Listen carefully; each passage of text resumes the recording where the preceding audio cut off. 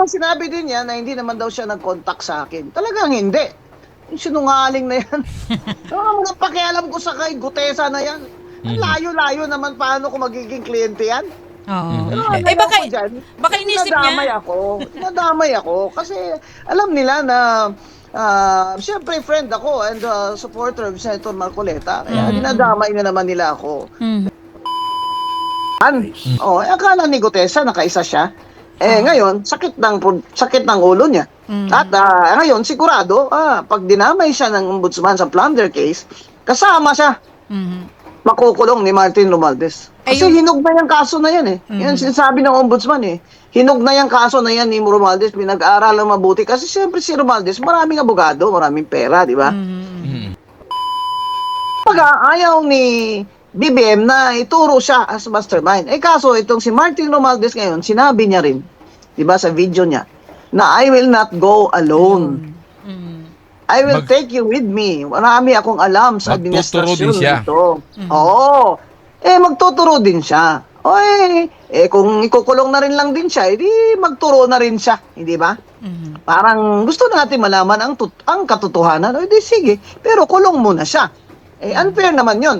Si Senator Marcoleta at si Mike Defensor at mga kasama, kinulong nyo sa campaign funds, campaign donation. Ano yung plunder? Tapos ito, maleta-maleta, may testigo na. Hindi pa nakukulong. Yun nga ang ng mga tao na hindi na injustice na ito kay Senator Marcoleta at kay Mike Defensor. Itong ginagawa ng ombudsman.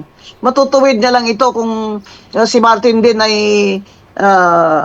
pakukulong niya at makapiyansa si Senator Marcoleta at si Mike Defensor. We can, sabi niya. We can. Kaya namin, we can. Pwede namin isama sila sa kaso ng plunder ni Martin Romualdez. Ayan, sige. Sige, may maleta nga kayo pero himas rehas naman kayo. Dahil narinig na nila ang ombudsman na pwede silang kasuhan. Palagi ko si Gutesa mag-underground na naman ito. Total, nakuha na naman yung maleta eh. Palagay ko mawawala na naman ito na parang bula. Talaga naman itong si Gutesa. Nakita ko lang yung statement niya eh. Kaya ang dami tumatawag. Sabi niya dun sa statement niya na, di ba, bumaligtad na siya? Yes. Na hindi daw totoo yung lahat ng affidavit niya at sinabi niya dun sa Blue Ribbon hearing ni Senator Marcoleta. Sabi niya, pinilit lang daw siya ni Senator Marcoleta at ni former Kong Mike Defensor. Okay. At sinabi pa niya na may tumawag sa kanya na galing sa opisina ni Senator Marcoleta at inalok na kung gusto niya akong tawagan si Attorney Guanzon para sa kanyang salaysay o affidavit ay bibigyan siya ng numero. Kaya pati ako nadamay dito. Oo, parang ibig niya sabihin kasama ako doon sa conspiracy ni na Senator Marcoleta at Mike Defensor na gamitin lang siya laban kay Martin Romualdez. Pero sinabi din niya na hindi naman daw siya nag-contact sa akin. Talagang hindi. Yung sinungaling na yan. Walang pakialam ko sa kay Gutesa na yan. Ang layo-layo naman paano ko magiging kliyente yan. Pero baka inisip niya. Nadamay ako. Kasi alam nila na siyempre friend ako and supporter of Senator Marcoleta. Kaya dinadamay na naman nila ako. Pero may magagalit dyan sa ginawa ni Gutesa, si Ombudsman. Attorney, itong si Gutesa, after niyang tumistigo doon sa Senate Blue Ribbon Committee, biglang nawala, hindi na siya naging visible. Attorney. Ang tago siya, pinatago siya. Sigurado naman, hindi naman ako obvious naman yan. Bakit babaligtad si Gutesa? Nakatestify na siya. Di perjury yun. Diba? Kasi nag-testify na siya under oath eh. Kung matinabit lang niya, walang perjury dahil di naman siya nakatestify. Nag-testify siya doon. Kung pinilit lang siya, dapat di ba makikita mo naman kung ang behavior ng taong pinipilit. Kaya sigurado na maleta siya. Na maleta si Gutesa. Pero sa tingin mo rito, attorney, kasi nung una mayroong yung mismong 18 mari, may 4 na bumaligtad, di ba? Tapos sumunod to si Gutesa. Sa tingin Oo. mo, sino yung mga nasa likod dito para itong mga taong ito ay bumalik tayo sa kanilang mga unang testimonya? Sabi ko mga under oath si Gutesa. Sabihin, lahat ng mga niya pinagsasabi niya doon ay pawang katotohanan. Pero ngayon, nadiin yung dalawa. Tingin mo, anong klaseng tactic to? Sino ba ang beneficiary niyan? Yung Ayun. pagbaligtad ng apat na yun at ni Gutesa, hindi ba si Martin Romualdez? Ayun. So, kung sino yung beneficiary niyan, syempre siya yung pagdududahan natin. Siya yung may ano nito, na gumalaw nito. Mhm. Ngayon, ito problema na yun, yung apat na yun, at ni Gutesa, dahil nag-announce na ang ombudsman, na pwede silang kasuhan, yung apat na yun, na kasama sa plunder Mhm. ni Martin Romualdez. Mhm. Kasi sa plunder naman, pag nag-deliver sila o nag-receive sila, kasabwat sila. Mhm. Edi inamin nila na kasabwat sila. So, una nilang affidavit. Ngayon, kaya nga sabi ko, dapat isama din ng ombudsman si Gutesa doon sa kaso ni Romualdez. Kasi, para malaman talaga ng mga tao sa husgado kung totoo ba itong mga pinagsasabi niya. Kasi, yung ibang kasama niya, sinabi din na kasama sila sa pag-deliver ng mga mali-malitang milyon-milyong piso na kickbackan. Mhm. Pero, paano na yung iba? Kasi kahit mag-withdraw si Gutesa at yung apat, meron pang, ilan pa ba yun? 5 minus 18? O di may 13 pa. May 13 pa na nagko-corroborate yung mga testimony nila na nag-deliver sila. Although hindi sila sabay-sabay nag-deliver, pero nagkakaalaman sila na nag-deliver sila na mali-mali tayong pera kay Martin Romualdez sa bahay niya sa Forbes at utos ni Saldico, yung kanilang boss. So yan ang ngayon yan ang problema ni Gutesa na hindi niya nakita. Dahil ngayon, ombudsman na ang kalaban niya. Hindi si Senator Marcoleta. Ayun. Dinadamay lang kami dito kasi alam nila na supporter ako and friend of Senator Marcoleta. Pero kung layo naman ang kwento nitong Gutesa na ito, Okay. bakit hindi man gagawin yung salaysay niya? Sino ba yan? Okay. Parang sino ba yan si Gutesa para bigyan ko siya ng panahon ko ba? Tsaka mga ganyang klaseng tao, parang layo naman yan sa akin, di ba? Wala akong access dyan. I mean, I don't want to have anything to do with them, di ba? Ang binanggit mo kanina, attorney, yung mga nakinabang dito, yung pagbaligtad ng yung apat na marine at pagbaligtad ngayon ni Gutesa, sabi mo, ang makikinabang dito ay si dating Speaker Martin Romualdez. Pero, doon mismo sa zona ni Pangulong Bongbong Marcos, binanggit niya di ba, na uusad na yung kaso at hinahandang kaso laban sa dating Speaker. Hindi naman niya pinapangalanan. Parang hindi niya masambit yung parang si Darth Vader sa Star Wars. He who cannot be named. Ano ba? May minipit ba mga dila nila na hindi nila masabi ang pangalan niyang pinsan niya? Di matagal na po yung zona na yan. Napakatagal na. Last year pa, sinabi natin makukulong siya. Wala naman siya nakulong. Ngayon, kailangan patunayan na yan ni BBM at na ombudsman na itong si Martin Romualdez ay hindi po yan untouchable. Ayan, si Gutesa, nadagdagan pa ngayon. Akala ni Gutesa nakaisa siya. Ngayon, sakit ng ulo niya. At ngayon, sigurado, pag dinamay siya ng ombudsman sa plunder case, kasama siya. Makukulong ni Martin Romualdez. Kasi hinog na yung kaso na yan Yan sinasabi ng ombudsman Hinog na yung kaso na yan ni Romualdez, pinag-aaralan mabuti. Kasi siyempre si Romualdez, maraming abogado, maraming pera, di ba? Kaya matitinik din yung mga depensa niya. Pero sa presinto ka na magpaliwanag, kumbaga, di ba? Kinulong nyo nga si Senator Marcoleta na walang perang ni isang kusing galing sa gobyerno, ginawa niyong plunder yan pa si Martin. Doon siya dapat sa kulungan, sa pinakamainit doon na selda. Para pumayat siya. Grabe, parang wala nang matrust ang mga tao ngayon. Sino ba ang masasandalan natin na totoo? Di ba? Kaya dapat patunayan ng ombudsman sa atin para pakulong na yan si Martin Romualdez, sama na si Gutesa at saka yung apat. parang nagugulumihanan, ano? Dati-rati naninindigan, and then bigla na lang, eto ngayon, sumabog na naman ang ganitong mga balita na pag-uusapan naman. Mapipinpoint ba natin talaga, attorney, kung sino ang yung tinatawag na mastermind sa nangyayaring itong katiwalian sa bansa? Kung ganito yung mga nangyayaring usapan. Ayaw siyempre ni BBM. Naisipin natin ng mga Pilipino at ng mga pinag-uutangan niya na siya ang mastermind ng flood control funds corruption. Di ba? Na naging sikat siya sa buong mundo. Ayaw niya siyempre. Kaya gusto rin niya na makulong si Martin. Di ba? Kasi hindi naman yan kakasuhan ng ombudsman eh. Kung hindi siya, kung makikialam siya eh. So at the least, hindi siya nakikialam sa ombudsman. And, to his credit, Ombudsman Remulla, pag tinuloy niya ito, bilib na ako sa kanya. Kumbaga, ayaw ni BBM na ituro siya as mastermind. Kaso, itong si Martin Romualdez ngayon, sinabi niya rin, di ba sa video niya, na I will not go alone. I will take you with me. Marami akong alam sa Magtuturo din administrasyon siya. nito. Oo. Magtuturo din siya.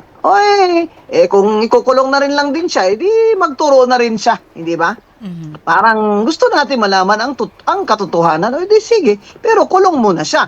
Unfair naman yon. Si Senator Marcoleta at si Mike Defensor at mga kasama, kinulong nyo sa campaign funds, campaign donation, ano yung plunder. Tapos ito, balita-balita, may testigo na. Hindi pa nakukulong. Yun nga ang ng mga tao na hindi na injustice na ito kay Senator Marcoleta at kay Mike Defensor, itong ginagawa ng ombudsman. Matutuwid na lang ito kung si Martin din ay pakukulong niya at makapiyansa si Senator Marcoleta at si Mike Defensor. Possible ba na makapaglagak ng bail ang dating senador, attorney? Opo, pero siyempre it will take time, no? Ako, saludo ako kay si Senator Marcoleta. Ayaw niya talagang magpa-hospital arrest kagaya ni Bunuan. Titiisin talaga. Ang init doon ha. Pumunta ako natin, Laila. Ang init. Ang init talaga doon sa selda. Grabe. Kasi yung fifth floor, bubong na yun eh. Pinakataas na yun. Gusto ko nga ikulong na lang si Martin doon sa bubong na. Kayo talaga, attorney. Siya talaga ang pinakataas-taasang sak na sa sakdal. Di ba? Lagyan siya ng doon, parang rooftop. Ba tawag doon? Roof deck. Roof deck. Yan. Atik lang, atik. Atik na lang daw, atik na lang para daw, video atik. social. Atik. Atik. So, ayaw talaga ni Senator Marcoleta. Ayaw na matanda talaga. Sabi niya, hindi ako mag-hospital arrest. Diyan ka mahiya, Secretary Bunuan, kaya magturo ka na. Okay. Dito sa At least may naman pasalamatan sa iyo yung mga apo mo. Di ba? Yan ang advice ko po. Unsolicited advice sa Secretary Bunuan. Okay. Yeah, Okay. ako muna. Sige. Dito sa pinirmahan na affidavit na bago nitong si Gutesa, attorney, ang haba Ang haba nung kanyang pinirmahan at bagong affidavit. Ano ang maaring nabanggit niya? Pwede siyang kasuhan. Ibig sabihin ba, bababaliwala na yung una niyang affidavit? Dito Ayun sa ang bago? gusto niya. Gusto niya, ganun. Pero kung ayaw ng ombudsman, dahil sinasama, kasi ganito ang problema ni Gutesa. Yung salaysay niya, ang dati niya affidavit sa Blue Ribbon ni Senator Marcoleta, ay natouch yun ni Ombudsman Remulla, sinama yun sa mga ebidensya kontra kay Martin Romualdez. Ngayon, bumaligtad siya. Di ba? Kumbaga, he has undermined the authority of the ombudsman. Hindi naman papayag si Ombudsman Boying yan. Di ba? Kaya, kung ganyan siya, itadamay siya, kagaya ng apat. Sinabi na ni Boying Remulla na pwede namin silang kasubat kasama kay Martin Romualdez, conspiracy. Di isama din si Gutesa. Kaya, ang dami pa niyang sat-sat, kahaba-haba. Sa totoo lang, ano ba talaga, Gutesa, na maleta ka? Yun lang naman ang tanong dyan eh. Kasi, mantagal mo nawala. Tapos ngayon, babalik ka. Biglang nabago. Baligtad ka na. Babaligtad ka na. Nung nakulong na si Senator Marcoleta at si Mike, babaligtad ka. Aba, sinong kalaban mo ngayon? Hindi naman si Marcoleta ang kalaban mo ngayon. Kalaban mo ngayon, ombudsman. Mabigat. Yan ang problema ni Gutesa. Kasi, kahit na may pangalawang salaysay siya, Ay, may cross-examine yan siya doon ng ombudsman. Mhm. Kasi 'di ba magtitistigo yan siya kay Martin na hindi totoo yan, hindi ako nagdala, pinilit lang ako, 'di ba? Oo. Aha. Siyempre cross-examine siya ngayon ng ombudsman. Eh ano ito? Ano pala ito? sinungaling ka pala. Mhm. At ba't ka napapaniwalaan ng husgado? Sabi mo noon ganito. Tapos ngayon, nakulong na si Senator Marcoleta at saka kalalabas na pinilit ka lang niya. Ano to, parang Oo. lokohan lang ang ginagawa nila? Oo, yun ang Diba? mangyayari dyan. Iko-cross-examine siya ngayon ng ombudsman. Okay. Dito sa pag-recant dito dito ni Gutesa. So, ano to? Yung kanyang pag-recant dito, siyempre, yung mga sinabi niya nung una, ano yung magiging kahinat na nito kung ibang mga tumitistigo ay nagre-recant, attorney? Oo nga, kaso pag nasama na ang affidavit nila dun sa ombudsman, hindi na papayag ang ombudsman dyan. Sinabi na ng ombudsman, pwede namin silang isama sa plunder. Kasama sila kay Martin Romualdez sa kaso. Walang laban o bawi dito, di ba? Lumabang ka, tapos Wala. babawi ka. Touch move. Kung sa bata pa laro, touch Touch move. move sa chest, touch move to. Touch move ba? Kung ano sinabi Kalaban mo, mo yun dyan, na. ombudsman. Sabihin nila, pag nag-recount ka naman, wala ka naman, di ka naman Yes. makukulong, ipapailan ka pa ng perjury. Ay, hindi po. Mhm. Hindi lang po perjury papile sa inyo, Gutesa. Plunder po. Kasi sa plunder, kasama po ko sa conspiracy yung nag-deliver ng pera at saka yung nag-receive ng pera. Mhm. O kaya kung para kanino yung pera. Yes, Yan. opo. Conspiracy to Oo. commit plunder. So, ibig sabihin, attorney, hindi lang si Gutesa, maging yung apat na nag-recant din, maaaring makasuhan kung ang Oo. gagawin nito, no? Itong Oo. sasampa ng kaso laban sa kanila. Pwedeng Opo, plunder and din. in fact, the ombudsman has already said that. We Okay. can, sabi niya. We can. Kaya namin, we can. Pwede naming isama sila sa kaso ng plunder ni Martin Romualdez. Ayan, sige. Sige, may maleta nga kayo, pero himas rehas naman kayo. So dito, attorney, para sa iyo, dito sa pananong ito, kaya nag-recant, kaya bumbaligtad si Gutesa, hindi dahil Para kay Romualdez. hindi dahil sa pressure ng gobyerno sa buhay niya, hindi dahil sa nagsasabi siya ng totoo. So, bumbaligtad siya dahil binayaran siya ng kampo To ng Martin benefit Romualdez. Yun yun. Sino ba naman beneficiary di si Romualdez? Yun Pero ako, yan ang suspecho ko. That is my opinion. Pwede ba naman si Gutesa? Pwede ba naman yan na wala na lang bigla, tapos babalik ngayon? Pwede ba naman yan na it's just he's being bothered by his conscience? Baka naman milyon-milyon yung conscience niya, ay mabigat na. Hindi nakakayanin. Ayun, okay. So, dito, sa tingin mo dito sa pangyayaring ito, sabi mo nga, kung masusubukan dito si Ombudsman Boying Remulla, kung ano ang paninindigan niya dito sa kaso ni Martin Romualdez? Opo, ibig sabihin, ano pala tingin niyo sa ombudsman? Kawayan? O mabali-bali nyo lang? O ano ibig sabihin, magkasabwat ba si Ombudsman Remulla at si Martin? Na maglaglagan na lang ng mga witness, hayaan lang ng ombudsman? Ibig sabihin yan nila, kung gagawin nila yan, magkasabwat pala? Talaga, magbrad na ombudsman, Remulla at si Martin Romualdez? Pero sa tingin ko, totohanan siya ni Ombudsman Boying. Paano Kasi naman? yung tao talaga nagdidemand na na Apo. kailangan makulong na ito si Martin Romualdez kahit na yung mga nagpapautang sa Pilipinas. Diba? Tumitingin sila sa atin.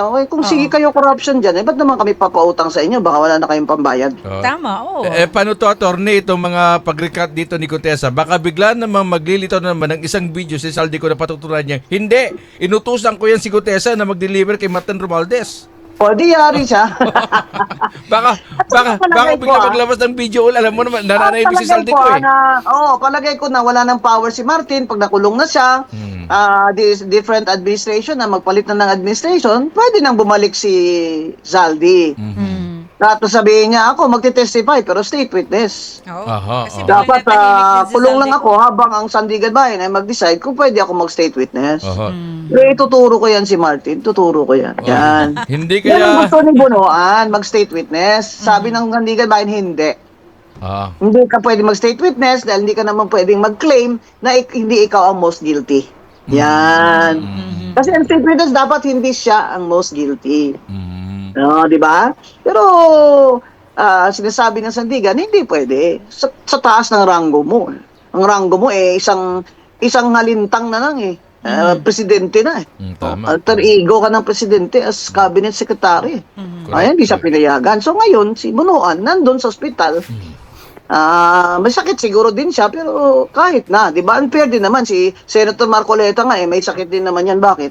Nagbisita ako doon, pumayat May sakit din naman Ang daming sakit Pero tinitiis niya. Kasi naninindigan siya. Grabe. Grabe talaga. Grabe talaga. Unfair talaga ito, Ombudsman. This is an injustice. Papiansahin nyo na yan si Senator Marcoleta at si Mike. Campaign donation yun. Nagbayad pa ng donor's tax. Saan ang plunder dyan kung nagbayad ng donor's tax? Yun lang, oo. Sana binayaran ng tax ang gobyerno, ibig sabihin hindi nila tinago. Sabihin nila hindi naman dineclare doon sa COMELEC. Sinabi nga ng COMELEC, dismiss na 'yun. Ito, Pambihira naman. Attorney, Yung jurisdiction ng COMELEC ngayon malabo na. Malabo na pala ang jurisdiction ngayon ng COMELEC sa campaign funds. Oo nga, parang wala. Walang bisa na yung power niya ng criminal prosecution ng campaign funds. Napunta na naman sa ombudsman. Basta lagyan lang nila plunder. Lahat na lang ipa-plunder nyo. Ito pa, yung donation na 30 million, 10 million, 20 million ni Mike Defensor at dalawang kaibigan niya. Pinag-total nila para umabot ng more than 50 million para lang ma-plunder. Diba? yes. Injustice talaga yan, ombudsman. Talagang habulin nyo ito si Gutesa, habulin nyo kasi hindi naman pwede yan na ganyan lang, pinaglalaroan niya yung justice system. Paano yan kung magkasundo naman yung magkabilang panig? Ombudsman and the other party attorney? Si Martin. Oo, paano yan? Masyado ng lubog dito sa baha si ombudsman. Na pwedeng kakainin niya suka niya dito. Sinabi niya na yung beses Opo. Sabi ko nga, walang kandidatong presidente si Bongbong Marcos, na pwede siguro yan si Remulla Boying. Kasi compared sa brother niya, mas popular na siya ngayon lalo na pag pinakulong niya si Martin, di ba? Ayun, kapag yan, hindi lang si Martin. Yung mga sinasabing mga alipores noon, ni dating Speaker Martin Romualdez, na nakinabang din sa mga flood control, yung mga dating congressman na Correct, binabanggit. yung mga kontratista na yan, kagaya ni Gab Jola. Yan. Sino pa? Lahat ng mga, dapat i-investiga yung mga taga-Bulacan ng mga congressman dyan Abot naman hanggang tenga yung mga baha doon. Mga tilapia pumapasok na sa loob ng bahay ng mga tao. Kung yan ay gagawin ni Ombudsman Boying Remulla, may laban. mabango, matapang to. Wala itong sinisino. May laban siya. Wala sinisino to. Pero hanggat wala siyang pinapakulong, hanggat sinasabi na magsasampa pa ng kaso, wala pa rin.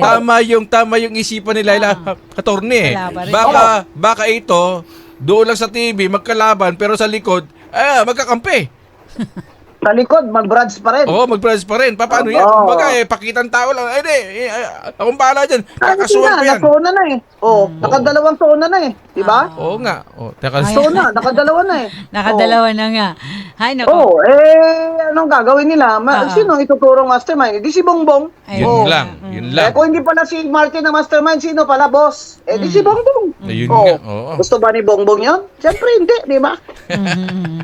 Di ba? Well, dito sa wala na talaga.